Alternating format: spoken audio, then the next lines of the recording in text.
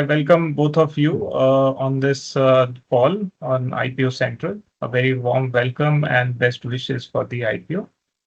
Thanks a lot for taking out time. Sudhu sir, Rajesham ji, both of you. Uh, let's start. If you can just explain the business company क्या करती है बड़े आसान शब्दों में अगर आप हमारे दर्शकों के लिए बता पाएं, that would be a great start. Okay. Sir, LEAP is an acronym to Leading Enterprise in Asset Pooling. तो जब हम एसेट पूलिंग की बात करते हैं, we are not a logistics company, we do not do transportation, we do not do warehousing, we do not do racking. But जब कोई भी प्रोडक्ट आता है आपके पास में, वो from cola to water to bulb to blade to biscuit to battery, everything has to move through four pillars of supply chain. वो होता है सप्लायर, मैन्युफैक्चरर, 3PL, रिटेलर. वो retailer, it could be Reliance Retail, it could be Kamla Medical, it could be Amazon, Flipkart, anybody can be retailer. So whenever the pallet gets free, ये pallet होता है sir, this is the pallet, ये miniature size है. Normally the size of this is 1200 mm by 1000 mm, which is basically known as an Asian pallet. हम उसको उठाते हैं destination location पे दे देते हैं. सो हमारे पास पैलेट है, क्रेट्स हैं, फोल्डेबल लार्ज कंटेनर्स हैं, फोकलिफ्ट्स हैं. ये पूरी जो मैंने आपको चार पिलर बताया, सप्लायर, मैन्युफैक्चरर, 3PL, रिटेलर, ये चारों पिलर में यूज होते हैं. तो हम कहते हैं कि आप कैपेक्स में पैसा मत लगाइए, you have to work on the OPEX. You focus on your core business and rest it can keep moving. So that is known as asset pooling. For example, somebody has to move a crankshaft from Chakan to Chennai. They will move it on our crates. It will go over there. I will collect it, give it back to somebody in Chennai who will move filters from Chennai back to Chakan. So this is the way the pooling goes on. Suppose I give my pallets to somebody who is making preforms in Baroda. They will put preform, they will put it on the pallet. It will go to a cola company in Goblej. From Goblej, it will go to a logistics company in Aslali. From Aslali, it will go to a retail in Ahmedabad. I pick it back, give it back to the preform vendor. So if you're drinking water and if the cycle time is basically, say, 5 days. In 5 days, if we are not there, they will buy their own pallets, break it, throw it into the system. So it will affect the supply chain cost big time. So that is the reason worldwide it is said that you have to use a pooled asset rather than buying and discarding that to the landfill. तो इसलिए हम बोलते हैं कि sir हमारा pooling का काम है. वो कोई भी एसेट जो सप्लाई चेन में यूज होता है, तो एवरीबडी हैज टू पे एज पर यू यूज. आपने 10 दिन यूज किया, अगर हाइपोथेटिकल एग्जांपल मैं लूं कि मैंने 1 रुपए चार्ज किया तो मुझे 10 रुपए देते हैं, कोई 100 दिन यूज करता तो 100 रुपए देते हैं. तो ऐसे ये बिजनेस मॉडल चलता है. Okay. Very different kind of business model. Absolutely. And asset pooling is a very unique and important concept as such. And you have also happen to be the founder of this company. Yes, right? yes. So आपके दिमाग में ये idea कैसे आया? मतलब sir मैं थोड़ी curiosity है. तो सर ऐसा है कि मैं इससे पहले एक चेप नाम की कंपनी थी, CHEP. वर्ल्ड वाइड उनका ब्लू पैलेट्स के नाम से वो मशहूर है. 56 countries they work with 422 million pallets. 100-125 साल पुरानी कंपनी है, ऑस्ट्रेलियन कंपनी है जो लिस्टेड है ऑस्ट्रेलियन स्टॉक एक्सचेंज में. तो उसका मैं कुछ इनिशियल मेंबर था जब हमने स्टार्ट किया था इंडिया के अंदर. तो 6.5 साल, 6.5 years I worked there as director. Then I left in 2013 and started LEAP.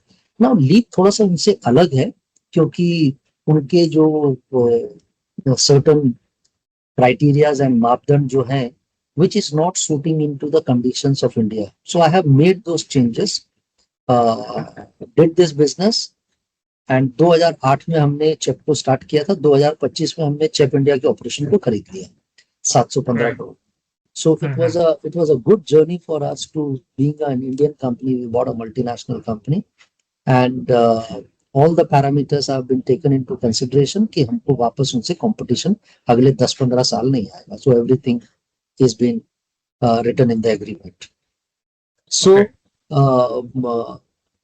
उनका एक फंडामेंटल है one country one pallet and there are few philosophies that they work on to. Plus, at that point in time, they were also not getting too interested in a developing economy, because developed economy, they have 96% market share. They can charge any kind of a money to the customer. Without them, there is no pooling in that country. कल को वो बोल देते हैं कि UK को मैं blue palette नहीं दूंगा तो यूके बंद हो जाएगा. Everything moves on pallets and these guys control 96% of market share. So उस हिसाब से भी they were not interested. Like लॉस्कैम को उन्होंने चाइना में बेच दिया, लॉस्कैम को बेच दिया चिप का धंधा चाइना में. साउथ ईस्ट एशिया में भी देखेंगे तो लॉस्कैम जो है 96% है, वो लोग सिर्फ 4% है. इंडिया में उन्होंने हमें भेज दिया. So they want to technically move out of developing countries and only focus on developed countries. Okay, alright, very interesting sir. Okay, so ये जो आपका एसेट पूलिंग का बिजनेस है, इसके पैरेलल कोई दूसरे पैलेट्स में, I know there is you are number one, and आपने अभी जैसे मेंशन किया चेप अगले 10-15 साल तक through agreement it is barred from coming back. You are the market leader, I think 90% market share है आपका. लेकिन ऐसे कोई दूसरे पैरेलल एग्जांपल्स हैं इंडिया में जो कि एसेट पूलिंग के बेस पे काम करते हो? और जहां पे मैं थोड़ा सा नंबर्स पे आऊंगा, सो आपका आरओई जो है वो करीब 6.5% के आसपास है, तो जो कि काफी ऑलमोस्ट कॉस्ट टू कैपिटल जो है उसके करीब ही है या उससे भी कम है थोड़ा. तो यहाँ पे आप थोड़ा एक्सप्लेन कर सकते हैं कि ऐसे दूसरे जो बिजनेसेस हैं वो भी इसी टाइप से कमाते हैं या वहां पे रिटर्न रेशियोज थोड़े से बेटर होते हैं? अच्छा, तो सबसे पहला तो ये है कि सर पैलेट में तो टेक्निकली कंपटीशन है नहीं, और ये बिजनेस भी जो है maximum it is a monopoly business, और बहुत ज्यादा हो गया तो डिओपली बिजनेस. एक कंट्री में या तो एक प्लेयर होता है या तो मैक्सिमम दो हो सकता है. दो भी ओके. तभी हो सकता है कि सेम इंडस्ट्री में ना हो. तो जैसे ऑस्ट्रेलिया में लॉस्कैम है और चेप है, तो CHEP does everything which is say 200 kgs and above. Loscam will do everything which is 200 kgs and less. So वो ओके. इंडस्ट्री को बांट लेते हैं. देखिए, क्योंकि चार प्लेयर को टच करते हैं ना, तो red blue green yellow pallet system में नहीं हो सकते, पूरा सप्लाई चेन कोलैप्स हो जाएगा. तो एक कंपनी जो है एक सिस्टम के अंदर में उसी का पैलेट घूमना चाहिए. आप सोच के देखिए कि मैंने 20 पैलेट ट्रक में चढ़ा है, वो रात को 2 बजे चढ़ के देखेगा 2 लाल है, 3 नीले हैं, 2 पीला है, ऐसा नहीं हो सकता. They will just enter into our system, 20 pallets move to Baddi area, truck number this and this is over. So that is how this business is either a monopoly business or maximum a duopoly business in the country. As far as ROE की और Rossi की दोनों की अगर आप बात करेंगे, देखिए हम we are putting 400 to 422 crores of assets every year. Now for me to get the rental revenue of 365 days, जो भी 400 करोड़ का मैंने एसेट डाला वो अगले साल पे जाना चाहिए, तब मुझे 365 दिन का रेंटल मिलता है. अदरवाइज कुछ मैं जनवरी में डालता हूँ, कुछ जून में डालता हूँ, कुछ सितंबर में डालता हूँ, तो average I get round about 100-150 days of rental revenue. But जब फुल कलर उसका आने लगता है तो the growth is so much in India कि वापस मुझे 400 करोड़ का एसेट डालने पड़ता है. अब अभी आप हमारा एबिटा देखिए, 379 करोड़ का एबिटा है. तो अगर हम लोग 400 450 करोड़ का अगर हम लोग कैपेक्स भी करते हैं तो हार्डली मुझे कुछ पैसा मार्केट से लेना पड़ता है. सो ये जो प्रोसीड्स हैं 480 करोड़, इसमें से 70-75% हम लोग अपना डेट रिड्यूस करेंगे, उससे हमारा पैट का मार्जिन ट्रिमेंडसली बढ़ जाएगा. दूसरा देखिए कि हमारा एसेट 1600 करोड़ का है, तो इसमें डेप्रिसिएशन इतना ज्यादा होता है कि हमारा पैट ऑलवेज थोड़ा सा सबड्यूड रहता है. हैविंग सेड दैट, अगर आप देखेंगे तो लास्ट 2 साल में from 37 crore we have move to 63 crore this year. So this is the future that we are talking about, कि जो हमारा ऑटोमोटिव का एसेट था which we used to depreciate in 7 years, that is coming to the fag end of their life. So you will see a much jumped uh, PAT numbers as far as entire business is concerned. So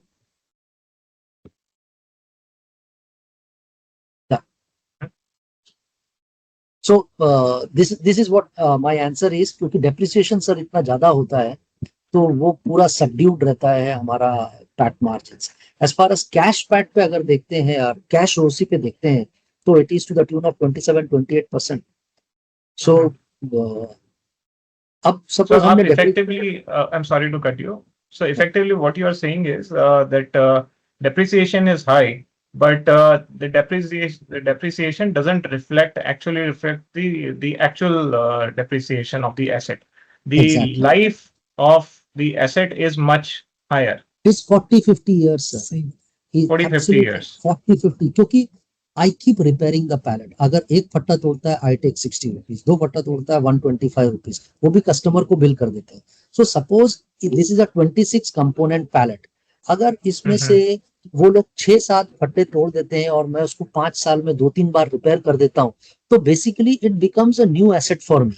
अभी आप देखिए Mhm. चेप को हमने start किया, 20 साल के बाद उसको हमने खरीदा, आज भी 1.4 मिलियन एसेट्स जो है उसका रेंटल हमको मिल ही रहा है पैलेट में, प्लस ऑटोमोटिव के Mhm. बिजनेस में। CHEP is there in 56 countries with 422 million pallet. In nowhere, in no country, they have set carte blanche that we will change the asset for you because it has become old. आप south Bombay की गलियां देखिए, पूरा 150 साल पहले लकड़ी से बना हुआ आज भी चलता है। All the houses in the world are made up of wood. So this is a perpetual asset. So हम उसको रिपेयर करते रहते हैं, और जब वो हमारे मॉडल से निकलता है, that is known as SRC model, sorting repairing conditioning. So जब वो कंडीशन Mhm. होके निकलता है, it is as good as a fresh pallet, और on the basis of LPQS, LEAP pallet quality standard. So हमने 15 साल में उसको डेप्रिशिएट किया, कुछ एसेट 7 साल में डेप्रिशिएट किया प्लास्टिक के एसेट को, बट उसकी Mhm. Life is 3 times the depreciation value. So इसलिए ये बिजनेस जो है sir, over a period of time this gives huge amount of cash. इसीलिए 5 कंपनियां जो ये बिजनेस कर चुकी, एक ही लिस्टेड है, 4 कंपनियां जो है it Mhm. Is held by private equity और बिग बिजनेस हाउसेस।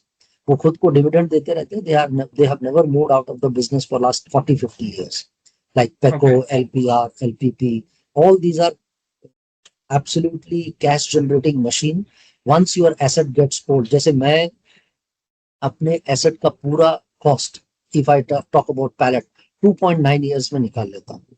इसके बाद मेरा पैलेट का पूलिंग और बढ़ता है, तो वो फिर 2.4 ईयर्स हो जाएगा, फिर 2.1 ईयर हो जाएगा, फिर 18 महीना हो जाएगा। तो जितनी ज्यादा Mhm. आपकी पूलिंग बढ़ेगी, आपको ज्यादा रेवेन्यू मिलता है। जैसे मैंने आपको बताया, Fair enough. प्रीफॉर्म से वो कोला कंपनी गया, प्रीफॉर्म वाला मूवमेंट चार्ज देगा। Cola Mhm. कंपनी से लॉजिस्टिक्स कंपनी गया, कोला कंपनी पैसा देगी। लॉजिस्टिक्स कंपनी से रिटेल में गया, लॉजिस्टिक्स कंपनी पैसा देगी। ऐसे हमको हर एक सेक्टर के लिए अलग अलग पैसा मिलता है। जैसे पेंट इंडस्ट्री है, नाम नहीं लूंगा, 270 रुपए मिलते हैं। टेक्सटाइल इंडस्ट्री, एक मूवमेंट का 850 रुपए मिलता है। टावर इंडस्ट्री है जो फोन में हम लोग यूज करते हैं, तो वो Mhm. हमको 450 रुपए देती है। मिल्क बनाने वाली कंपनी है, वो 250 रुपए, 270 रुपए पर मूवमेंट देती है। तो जैसे जैसे सर पैलेटाइजेशन इंडिया में बढ़ते जाएगा, वैसे वैसे आप देखेंगे कि ROE हमारा बहुत ही हेल्दी टीन्स में आ जाएगा। ओके। हेल्दी टीन्स में आपका आरओई आ जाएगा। अच्छा, आपने अभी मेंशन किया कि आपका जो एसेट का वर्किंग लाइफ है वो काफी ज्यादा होता जी, है as compare to what you have accounted for, which is रफली आई थिंक 7 years जो आप कंसिडर करते हैं। 7 ईयर्स फॉर प्लास्टिक एसेट्स जो कि हम लोग ओके। ऑटोमोटिव में यूज करते हैं। हम्म। पैलेट को हम 15 साल में डिप्रिशिएट करते got it, got it. But इसकी वजह से आपके प्रॉफिट्स जो हैं वो अंडरस्टेटेड रहते हैं। हैं। बिल्कुल So, बिल्कुल। why don't you really take the depreciation, take the actual life of the asset, और सर वहां पे ही आप पूरा depreciate करें asset को? सो सर अकाउंटिंग स्टैंडर्ड से कोई भी ऑडिटर वो अलाउ नहीं करता है। देखिए आज भी मुझे तो 10 साल लोगों को ये बताने के लिए लग गए कि ये एसेट है। मैं जब पहले हम्म। ये बिजनेस चालू किया तो मुझे 1 रुपए का लोन कोई नहीं देता था। उनके लिए ऐसा ट्रक है, हाउस है, इसके लिए हम्म। मेरे को फ्लोटिंग इंटरेस्ट पे 18% पे मुझे लोन देते थे। कैसे कोई नया बिजनेस डेवलप करेगा ना, क्योंकि उनके लिए वो कहते थे कि भाई ये पायलट तुम्हारा दिल्ली से बंबई, बंबई से चेन्नई जाते रहता है, इसमें कोई टैगिंग नहीं है। तो हम कहते थे कि हम्म। हमारा सॉफ्टवेयर है माई लीव, इसमें पूरा एसेट का हम पूल करते हैं, काउंट भी करते हैं एक एक एसेट को हम अपने जाके काउंट करते हैं, but it took me 10 years to explain it to it कि आज एसेट है, तो आज हमारा जो लोन का रेट है वो सब 8 है। बट मतलब जो इंडिया में चल रहा है लोग उसी को देखते हैं, जो वर्ल्ड में चल रहा है उससे कुछ सीखने की कोशिश नहीं करते हैं। तो ऐसे में नेक्स्ट एंटरप्रेन्योर बहुत जल्दी खत्म हो जाता है। अगर आप देखेंगे 2015 में ही मुझे प्राइवेट इक्विटी लेना पड़ा क्योंकि बैंक्स ट्रस्ट नहीं कर रहे थे। तो इस चक्कर में अभी आप देखेंगे तो मेरे पास में 22% है, rest everything is held by private equity. लेकिन आप ये भी देखिए सर कि आप अगर प्रॉफिट शो नहीं करेंगे तो बैंक्स आपको कैसे देंगे? देखिए, ये धंधा जो है ना सर, ये बिजनेस है एबिटा का। आपने कितना लिया, आपका डीएससीआर कितना है। मेरा डीएससीआर 3 का है, डेब्ट सर्विस कवरेज रेशियो। मैं जितना डेट लूंगा उतना मैं दे दूंगा पैट। मुझे लगता है कि ये depreciation is a national value, और मुझे भी प्रूव करने के लिए टाइम लग गया। आज हमारे 13 साल हो गए, तो नाउ एवरीबॉडी अंडरस्टैंड। जैसे ही हमने चेक को यहाँ खरीदा, 20 साल पुरानी कंपनी, उसका पायलट मुझे आज भी रेंटल दे रहा है, तो देन एवरीबॉडी अंडरस्टूड कि बॉस इसका रेंटल जो इसकी डिप्रिशिएटेड लाइफ है, वो लाइफ इसकी एक्चुअल लाइफ नहीं है। जस्ट एक पॉइंट ऐड करना चाहता हूँ, लास्ट 10 साल से हम एबिटा पॉजिटिव कंपनी है, लास्ट 6 साल से हम पैट प्रॉफिट कंपनी है। तो सर ये आपने अच्छा पॉइंट रेज किया। इसी से मुझे याद आया कि आपके फ्री कैश फ्लो, मेरे पास 3 ही साल का स्टेटमेंट है सर, तो पिछले 3 साल से मैं देख रहा हूँ फ्री कैश फ्लो नेगेटिव आ रहा है आपका। सो इस पे आप थोड़ा सा प्रकाश डाल सकते हैं, हाँ, बीइंग अ तो सीएफओ। फ्री कैश फ्लो के हिसाब से अगर आप देखें तो या जी। तो हम ये करें कि जितना हमारे पास में कैश फ्लो आ रहा है हम उतने का ही इन्वेस्टमेंट करें, और एल्स अब हमारा एबिटा इस हिसाब से स्वेल हो गया है कि हमको अगर पूरा कैपेक्स डालना भी है तो हार्डली हमको 10 से 15% का डेट लेना पड़ता है। सपोज मुझे 422 करोड़ का मुझे एसेट लगाना है, तो हमारे पास में 80-90 करोड़ का ही हमको डेट लेना पड़ता है, विच इज डीएससीआर बहुत आराम से कवर करता है। क्योंकि अभी हम लोग ये जैसे ही 370-380 करोड़ पे कर देंगे तो हमारा debt to equity ratio will come to 0.4 0.5। So we in all parameters of finance come to a wonderful situation. इसके बाद हमें तभी डेट लेना पड़ेगा if we are going for any further acquisition. Okay. और कोई इक्विटी डाइल्यूशन भी आप प्लान नहीं करेंगे? मैं तो सर इसमें खरीद रहा हूँ। सो इस 7,000 करोड़ के वैल्यूएशन पे मैं अपना पर्सनल पैसा डाल के I am increasing my stake, I am not selling. The only team which is selling is KKR. ठीक है। या इनफैक्ट एक क्वेश्चन उनसे भी रिलेटेड था। प्राइवेट इक्विटी मेजर कंपनी है और वेल नोन है मार्केट में, बट ये काफी हद तक अगर कहें तो दुधारी तलवार की तरह से काम करते हैं फॉर स्टॉक मार्केट इन्वेस्टर्स। मैं एंटरप्रेन्योर्स के पॉइंट ऑफ व्यू से बात नहीं करूंगा, आई एम श्योर आपके पास अपनी स्टोरी होगी बताने को। लेकिन कई बार क्या होता है कि हमने देखा है कि पीई फर्म जो कि इन्वेस्टर है वो आईपीओ में भी ऑफलोड करते हैं और उसके बाद भी एक ओवरहैंग बना रहता है। जैसे स्टॉक प्राइस ऊपर जाने लगती है, कुछ और सप्लाई आ जाती है। सो और वो इतने हैवी होते हैं in terms of equity stake कि वो अनलिमिटेड सप्लाई फील होती है, तो वहां पे प्राइसिंग का प्रेशर बना रहता है। सो यहाँ पे सर आपको कुछ क्लैरिटी है सर कि हाँ, केकेआर अभी इतना डाइवेस्ट कर रहे हैं तो आगे जाके अगले 2 साल तक या 3 साल तक और नहीं करेंगे? बिल्कुल सर, बहुत अच्छा सवाल आपने पूछा है। तो what we are trying to do, what we have already done, मैंने उनको भी प्रमोटर करके लिया है। तो वो भी प्रमोटर है मेरे साथ में, तो अगर मेरा लॉक इन हो गया है 3 साल का तो वो भी 3 साल तक नहीं बेच पाएंगे। अभी मैंने उनका ये कर दिया कि अभी तक आपने जो पैसा लगाया था वो आप पूरा निकाल लीजिए भाई, प्लस उसके ऊपर एक 10% का मार्जिन और निकाल लीजिए, फिर मेरे साथ आप 5-7 साल बैठिए। This is a fund which is an infra fund which is like 12 to 14 year fund. और अभी उनके सिर्फ इस फंड में सिर्फ 5 साल ही हुए हैं, तो उनके पास में बहुत लंबा लीवे है जिसमें वो इसका रियल कलर, अभी तो सर हम बस स्टार्ट कर रहे हैं। अभी आप बहुत बेहतरीन रिटर्न्स उनको भी मिलने वाले हैं और जो भी इन्वेस्टर्स हैं उनको मिलेंगे। बट हमने हर तरह से कोशिश की है कि उनका फ्लोट मार्केट में नहीं आए by taking them as promoter. दूसरी आपको ये ओके। चीज समझनी कि सर ये धंधा जो है, ये बिजनेस जो है, एफआईआई बहुत अच्छे से समझते हैं। मैं इतनी जगह गया लंदन में और हर जगह, उन्होंने मेरे से 10 मिनट 15 मिनट बात की, उसके बाद सीधा वो एलोकेशन पे आ जाते हैं। तो हमारे पास में सिंपल बात है कि अगर किसी को 2-5% निकालना है तो मुझे थोड़ा सा टाइम देंगे, मैं एक ट्रिप बाहर मार के आऊंगा और वो हो जाएगा, क्योंकि देखिए हम्म, ब्रैम्बल्स में उन लोग बिलियंस में पैसा बना चुके हैं। हम्म, 3 बिलियन डॉलर से आज 18 बिलियन डॉलर की वैल्यूएशन है। तो ये जो बड़े बड़े FIIs है वो आज 17-17 15-15 साल से बैठे हुए हैं, सो दे right, अंडरस्टैंड दिस बिजनेस और दे love the business of annuity income. अभी आप देखिए, मैं तो बोलता हूँ कि ये 70% डेट और 30% इक्विटी का काम है, क्योंकि we are the darlings of all bank. आप सोचिए कि एक बैंक को 1,000 कस्टमर 10,000 लोकेशन से पैसा भेजता है। आज हम लोग लार्जेस्ट नेटवर्क कंपनी है, 1,000+ कस्टमर है, we have not lost a single customer in 12 years। हाँ, अगर कंपनी बंद हो गई, उसने हमें पैसे नहीं दिए, हमने उनको सप्लाई नहीं किया, that is a secondary matter, but कोई right, कस्टमर हमने लूज नहीं किया है। तो पूरा पैसा एस्क्रो में आता है, बैंक हम्म, अपने पहले पैसा निकाल लेता है एंड उसके बाद हम अपने बिजनेस के लिए यूज करते हैं। तो ये बहुत डिसिप्लिन्ड वे है अपने बिजनेस को चलाने के लिए। मुझसे पहले ये भी हो रहा था कि आप पूरा पैसा ले लीजिए, डेट डेट पे कर दीजिए। मैं बोला अरे भाई, 8% से नीचे का मिल रहा है। हम लोग अगर IRR हमारी हर एक बिजनेस की 18-19% है, it is always hmm, take to better to take debt and do the business, so this is a different model, 70% debt, 30% equity, that too equity you should be using it whenever you want to go for an acquisition.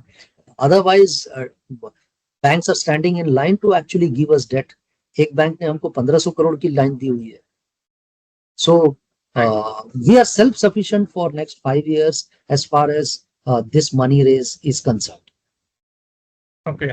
तो sir आपका जैसे ये cash ROE, cash profits, ये सब बड़े अच्छे हैं, no doubt about that. जी जी। बट इन्वेस्टर्स को पीई रेशियो के टर्म्स में अगर देखना हो आपकी कंपनी को, या इवन मैं कहता हूँ प्राइस टू सेल्स के टर्म्स में भी देखना हो, तो how would you rate it? अभी आपने एक कंपनी का नाम लिया जो कि ऑस्ट्रेलिया में लिस्टेड है, ब्रैम्बल्स आई थिंक, या, तो वो जो है 12 के पीई मल्टीपल के करीब ट्रेड कर रही है।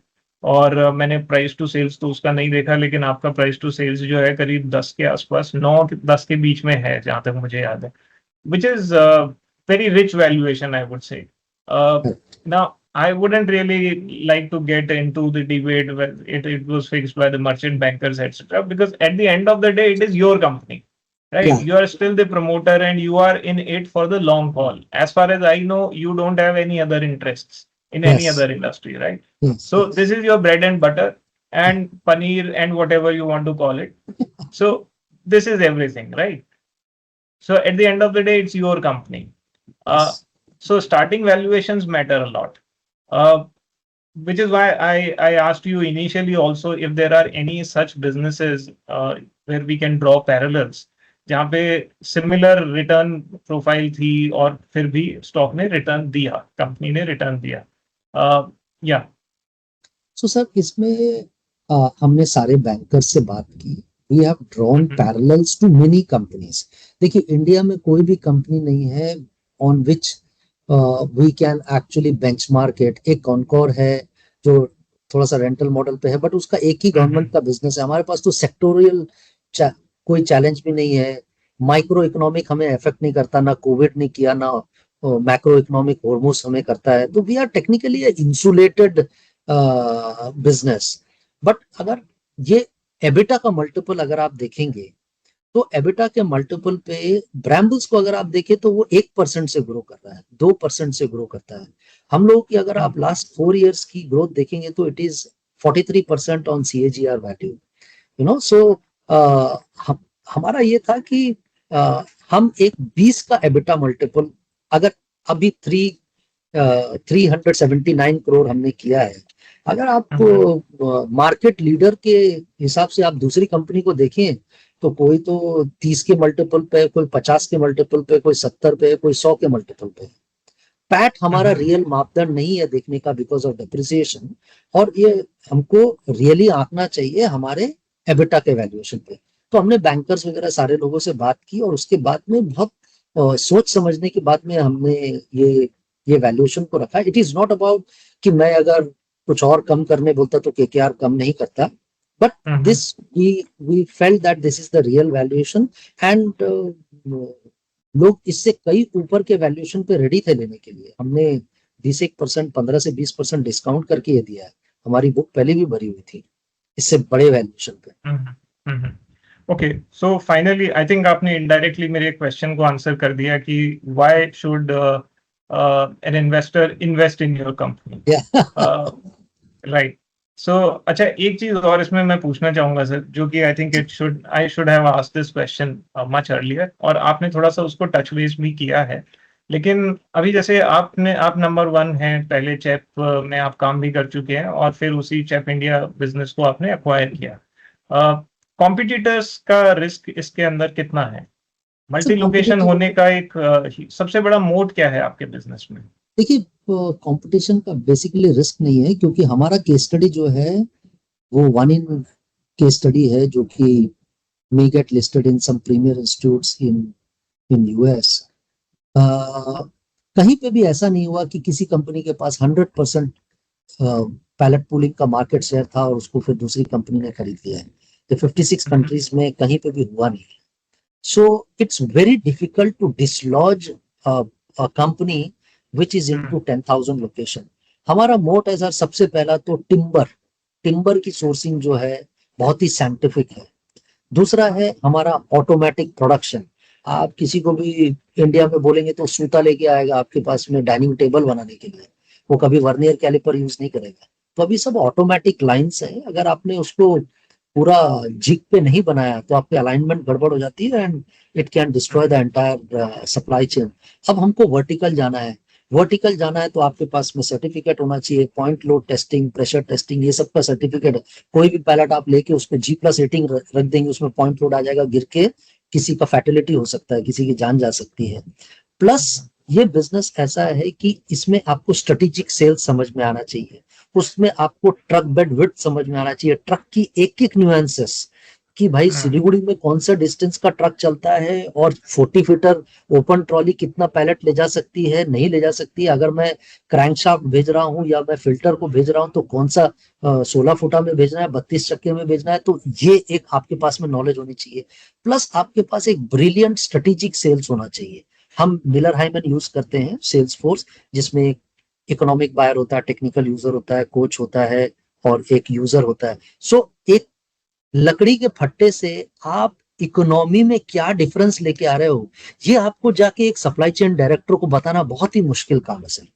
दूसरा, ये धंधा पूरा लॉजिस्टिक्स इंजीनियरिंग और पूरी इंजीनियरिंग का। सपोज मुझे क्रैंकशाफ्ट मूव करना है चाकन से चेन्नई, पहले हम उसको लेके आते हैं, उसकी पूरी डिजाइनिंग स्टडी करते हैं, फिर हम उसका मोल्ड बनाते हैं, मोल्ड बनाने के बाद इंसर्ट बनाते हैं, इंसर्ट बनाने के बाद पूरे फोल्डेबल लार्ज कंटेनर में रख के उसको चेन्नई में भेजेंगे। चेन्नई वो पूरा कंटेनर लोड का ट्रायल होता है।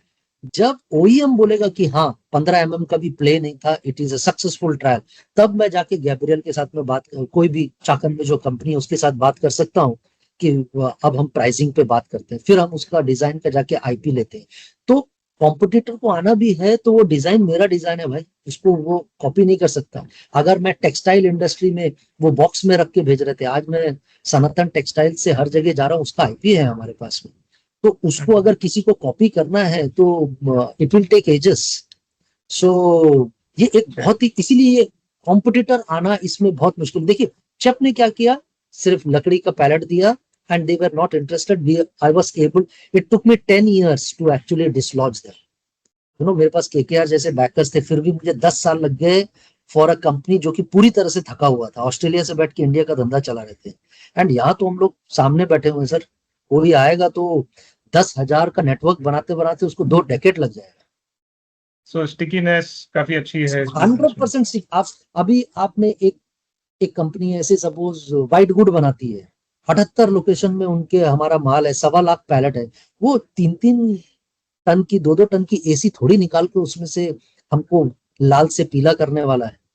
This is the least thing what people, वो बैतूल में भी करेगा और सिलीगुड़ी में भी करेगा। अब 72 लोकेशन पे सेम क्वालिटी का, सेम बिना जिग का बनाया हुआ पैलेट किसको मिलेगा? Correct, right, perfect. I think that's all. Sonu sir, आपने बहुत ही अच्छे से एक्सप्लेन किया। राजेशम जी, आपका भी बहुत बहुत धन्यवाद। And I think I am through with my set of questions. Thanks a lot for taking out time and talking to IPO Central. I wish you all the best for the success of IPO.